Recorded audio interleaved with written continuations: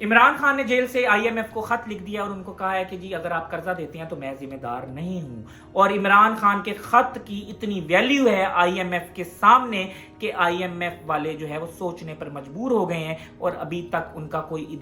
ارادہ نہیں ہے قرضہ دینے کا۔ نواز شریف اور شہباز شریف بوکھلاہٹ کا شکار ہو گئے ہیں، آصف علی زرداری بھی بوکھلاہٹ کا شکار ہو گئے ہیں کہ ایک بندہ جس کا نام عمران خان ہے جو اڈیالہ جیل میں ہے، قیدی نمبر 804 جو ہے وہ اس کے کپڑوں پر لکھا ہوا ہے اور اس کا اتنا اثر و رسوخ ہے کہ وہ IMF کو کہہ دیتا ہے کہ قرضہ دے دو تو وہ دے دیتا ہے۔ اور یہ تو وہی بات ہوئی کہ ایک باپ جو ہے وہ دکان پہ جاتا ہے اور کہتا ہے کہ میرے بیٹے جو ہیں وہ حلالی نہیں ہیں اور میرے بیٹے جو ہیں وہ ادھار اگر کوئی چیز لیں تو ان کو نہیں دینی کیونکہ وہ بعد میں میرے سر پر ڈال دیں گے، اور وہ اس کو منع کر دیتا ہے۔ تو عمران خان بھی جو ہے وہ اس وقت یہی سمجھا رہا ہے کہ ان چوروں کو جو ہے وہ قرضہ نہ دو، اگر ان چوروں کو قرضہ دیا تو تم لوگوں کو تمہارا قرضہ نہیں ملنا اور یہ آپس میں بانٹ کے لوٹ مار کے کھا جائیں گے اور یہ عوام پاکستان پر نہیں لگائیں گے۔ اور میں آپ کو یہ بات بتاتا چلوں کہ 12 لاکھ لوگوں نے بھی IMF کو میسج کر دیا ہے اور جو ہے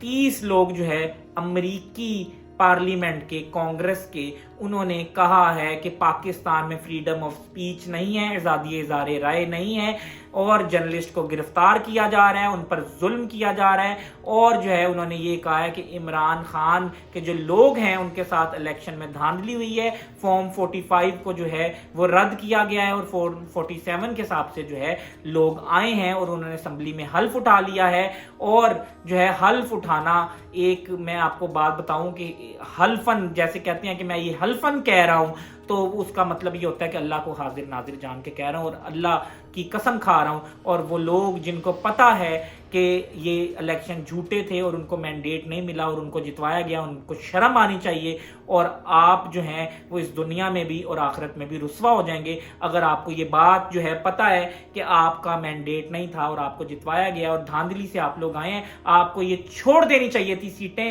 اور آپ کی سیاست یہ 2 سال چلے، 1.5 سال چلے، 3 سال چلے حکومت، اس کے بعد ختم ہو جائے گی۔ اگر آپ چاہتے کہ آپ اپنی پوری زندگی سیاست میں رہتے اور کرتے رہتے اور آپ کو لوگ یاد رکھتے آپ کے مرنے کے بعد بھی، آپ کو میڈیا پہ آ کر کہنا چاہیے تھا کہ ہم بھیک مانگی ہوئی سیٹ جو ہے نہیں لیتے، اور جو ہے صرف اتنا کہنا تھا آپ کا کہ پوری پاکستان میں اور پوری دنیا میں جو ہے لوگوں نے آپ کو اپریشیٹ کرنا تھا، جیسے حافظ نعیم الرحمان کو اپریشیٹ کیا۔ اور میرے خیال سے کہ شیر کی ایک دن کی زندگی جو ہے وہ گیدڑ کی 100 سالہ زندگی سے بہتر ہوتی ہے، تو آپ کو شیر بننا پڑے گا، اور لیکن آپ شیر نہیں بنے، آپ نے گیدڑ کی طرح جو ہے وہ حلف اٹھایا ہے اور جو ہے وہ آپ کو مسلط کر دیا گیا ان لوگوں پر۔ اور اب جو ہے آپ 7-8 کروڑ لگا کر جو اسمبلی میں آئے ہیں، جو الیکشن کمپینوں پہ 7-8 کروڑ آپ کا لگا ہے، پہلے تو آپ وہ کمائیں گے کہ 7-8 کروڑ ہم نے لگایا، جب تک 80 کروڑ آپ لوگ نہیں کما لیں گے تب تک آپ عوام پہ نہیں لگائیں گے۔ سب سے پہلے جو ہے وہ اسمبلی والا بندہ اپنا پیٹ بھرتا ہے، اپنے الیکشن کمپین کے پیسے نکالتا ہے۔ اور اب میں آپ کو یہ بات بتاتا چلوں کہ IMF جو ہے وہ پاکستان کو قرضہ دینے سے انکاری ہے، اور جو کانگریس کے لوگ ہیں، جو امریکی پارلیمنٹ کے لوگ ہیں، وہ بھی کہہ رہے ہیں کہ پاکستان پہ دیکھنا ہوگا اور ان کے ساتھ جو ہے وہ تعلقات ختم کر دو جب تک یہ الیکشن میں جو دھاندلی ہوئی ہے اس پر جو ہے وہ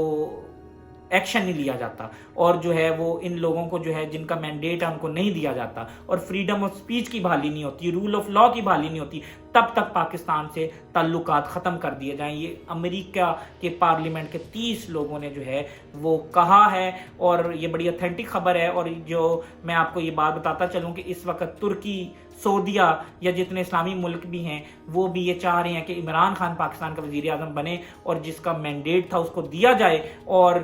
پھر ہی وہ پاکستان کی مدد کریں گے اور پھر ہی وہ پاکستان کے ساتھ چلیں گے۔ اور جب عمران خان تھا تو اس کے تعلقات جو ہے وہ سارے اسلامی ممالک کے ساتھ جو ہے وہ اچھے تھے، اور وہ سارے اسلامی ممالک کو اکٹھا کرنا چاہتا تھا۔